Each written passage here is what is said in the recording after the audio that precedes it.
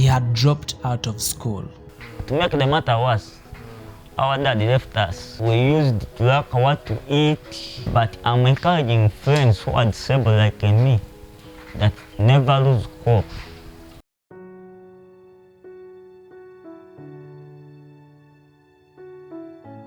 My name is Ashaba Vincent. I want to share with you the story of Edward Mwenda. It started with the passion of sharing the gospel with the young generation. We declare distinctions in the name of Jesus. We declare success in the name of Jesus. My target audience was students in different schools, both primary and secondary schools. One day, I was ministering at Cranes College, Nangunga. It is where I met this young man called Edward. He was so disabled that when I saw him the first time, I was frightened. Came the second time, the third time, but when I came the fourth time, I realized that Edward was not at school. When I asked the teacher told me that he had dropped out of school. Today I was preaching at a school called Nangunga Secondary School, and after preaching I realized that there is some small guy who's disabled whom I was not seeing. I myself, I faced a problem of school fees because I wanted to succeed in the life. Another problem, I faced a problem of anger. At our home, we face a problem of anger. Another problem, I face a problem of diseases. This is my son. I've been teaching him since senior 1. He sat his UCE, that is S4, last year, 2016. Passed very well, but he's lacking financial support. He also told me that the situation at home is too bad because sometimes we even go to bed hungry without anything to eat. So when he told me all that, I was touched by his story. And I told him, I promised him that I will do whatever I can to make sure that we support him. I started sharing his story with my friends. When we brought him to this beautiful school where I'm speaking from, he started studying. Edward Mwenda, when he came here, I don't know what admitted him. He's a good boy. He's interested in studies, but there are a lot of challenges. Staying with him has not been quite easy, but by the grace of God, we move on with him. On the very first time he came here, seemed to be low, seemed to be scared. I think it was because he was coming in this place for the first time and being with that status of being a disabled person. He was looking at other students and they were well. Maybe he was a bit scared, but we thank God. The students in this school have really shown love to him. They have helped many things here and there. They are always so friendly to him.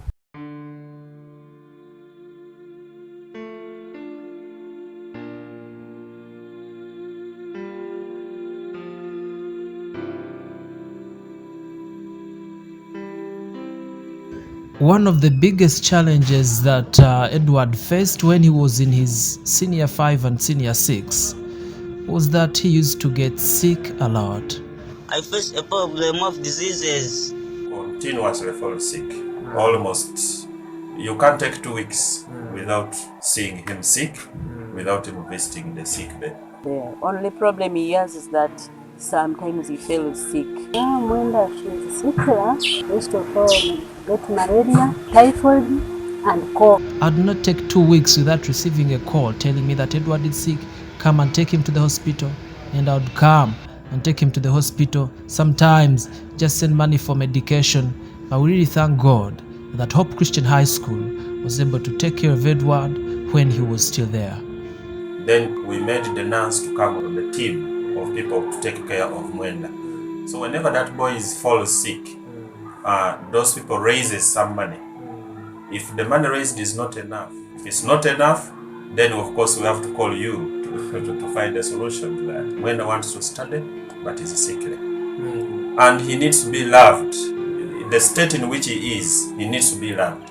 It's not good to see him miss anything in life. He really has to have it. And we want Mwenda at one time to become a world changer, not only in his society where he comes from, but the nation as a whole and the world. I also want to thank people who used to stand with us whenever Edward used to get sick. I want to start with members of Provision for the Needy, our friend called Angela, Rachel, and Jody. Thank you so much for being there for Edward. For the 2 years that Edward was at Hope Christian High School, he worked really hard and he was able to pass. He managed to score the 3 principal passes in the 3 major subjects that he was doing. It was a joyous moment for all of us to see him passing his final exams.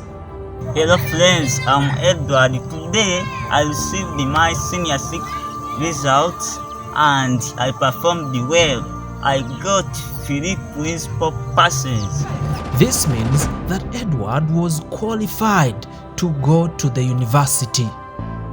And that was another hurdle that we were going to encounter. We are so happy. As you can see, we are celebrating the success of our friend Edward. We started to pursue for a government scholarship. We visited offices here and there. We tried organizations here and there. And luckily enough, he was given a government sponsorship at Chambogo University. I'm here right now at Chambogo University. As you see, I'm happy because the government gave me admission on government sponsorship.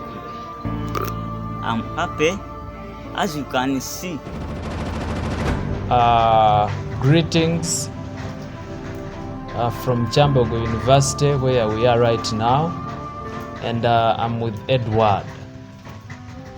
I believe that if you've been following us for a while, you surely know about Edward.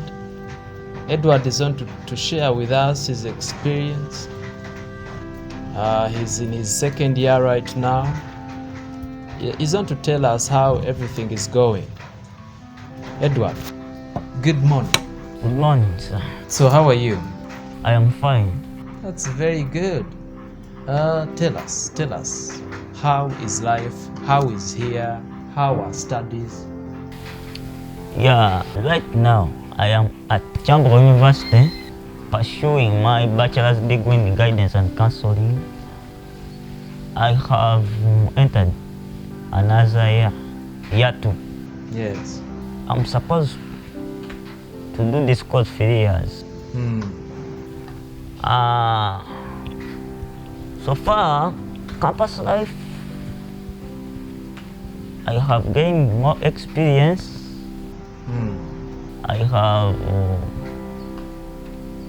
gained new friends while I'm at Chambogo University. I have cooperated with them and I am working with them. I perform very well. Okay.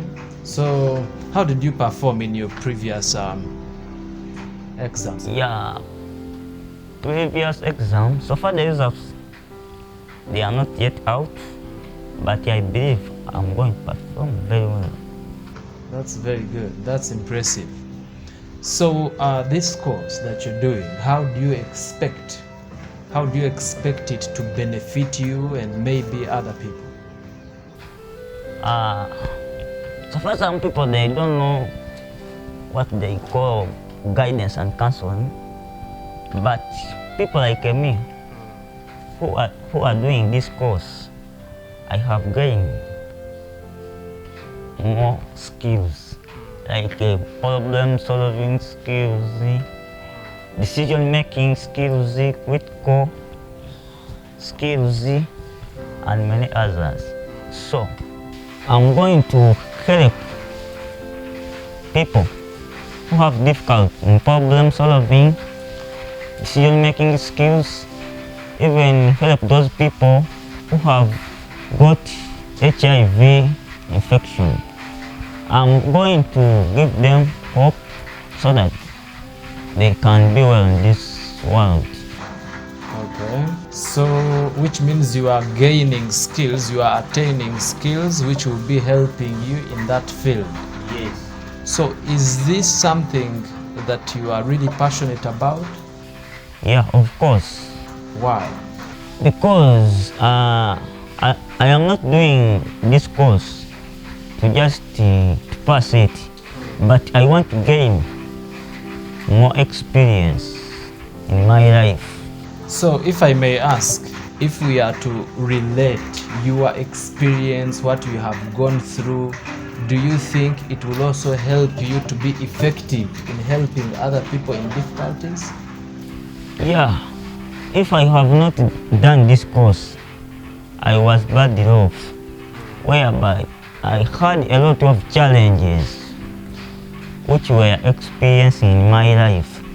But when I studied this course, I learned how to solve more of these issues. Now, like which problem, if we are to be in particular? I had a lot of problems, but I couldn't know how to solve. But when I learned this course, at least now I can solve some using my experience which I have gained while at university. Oh, that's very good. So, if you are to like help someone out there, what tips can you give us when it comes to issues with problem solving? Yeah, so far a client may come at your office or at your place. For instance, there is a friend of mine who's doing a different course, accounting and finance. This guy came to my room and he told me that, Councillor Edward, I have a challenge whereby my parents, they gave me tuition, but I make sure I keep some of the money and I give the money to the cashiers, a half. So this guy used half of the money for himself, and what was remaining was not enough. Yeah, and at times come when this guy, they are demanding him the money, the guy started feeling a lot of stress in his life. Then this guy came to my room where I sleep and he told me, Councillor Edward, they told him that you are doing bachelor's degree in guiding and counseling, so help me. So according to my experience, which I'm gaining, I try to give this guy a solution, whereby I told him minimize on the issue of debts. This guy could find himself borrowing people's money from friends that I want to buy this and this, so I told him minimize on borrowing. Okay, so it helped him to understand that what he was doing wasn't really good. Okay, that's very, very impressive. So, besides academics, how have you found this new life at the university? I gained new friends, even I have some lecturer friends to me. I can go there and consult and they give me some notes and you'll be able to read. Because being at campus, it does not mean that you go in class and you study, no. It needs you, or it needs me, make more research about my course. Oh, that's wonderful. Now, I know your life was really hard, like from when we met, actually. So, if I may ask, if there is anyone there, maybe who is in like your situation, maybe who is like disabled, like the way you are, or disabled in another way, what advice can you give them? Since I'm here, I am disabled, but I come to the campus. I saw that I will be here alone, but we are very many. But I'm encouraging friends who are disabled like me that never lose hope. If there is a chance to study, you study. They should know that God created them for a purpose. So what has motivated you? Why is it that for you, you did not lose hope as most of them have lost hope?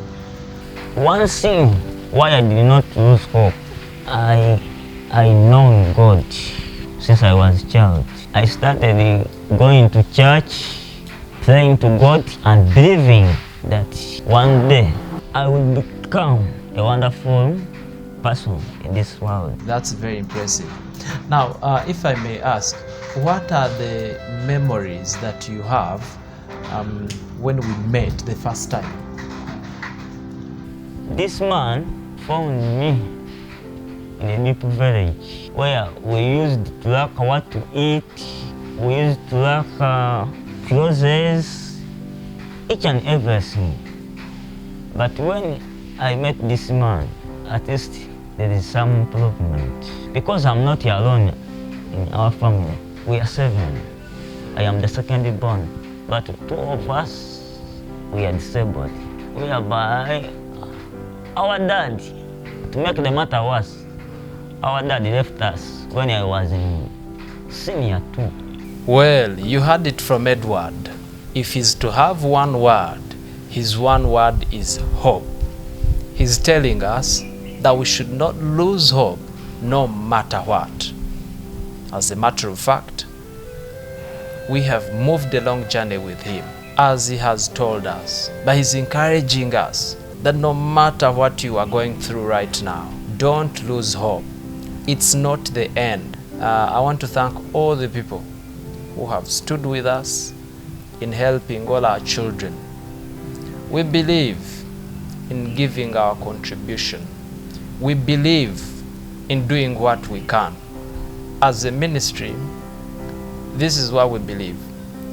We believe in transforming people's lives so that at one point in time, they will also influence others. They will become a blessing to others. They will become light. I do believe that when Edward finishes his course, he's going to get a job. He will start organizations. He will help other people who are in difficulties, and he will become a blessing to very many people. He will also help his family. He will help his siblings. So, believing in an idea is one thing, but pursuing the idea is another thing. His one word is, don't lose hope. And my word is, persevere until you achieve what you want. With God, all things are possible. May God bless you, and thanks for watching.